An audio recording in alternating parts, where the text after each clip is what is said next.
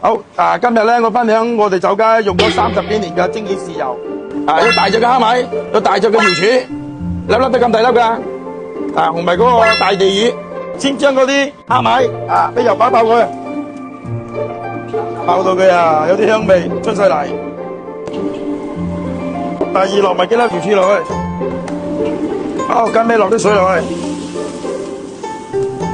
湯已經滾起啦，滾起我就放埋呢啲魚啦，加埋嗰個芫茜啦，熬1個鐘Later， 依家熬咗1個鐘啦，嗰個湯已經啲嘢出晒味啦，我哋就放啲冰糖落去先，其他配料咧依家就可以落去噶啦，依家可以落去噶啦。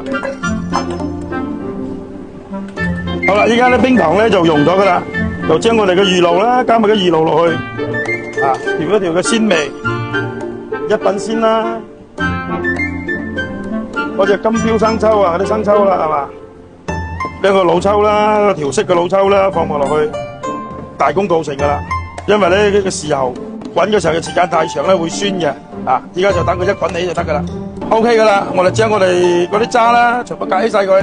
咁多個材料去整嗰個豉油，你話佢鮮唔鮮咧？依家我哋慢慢隔佢出嚟。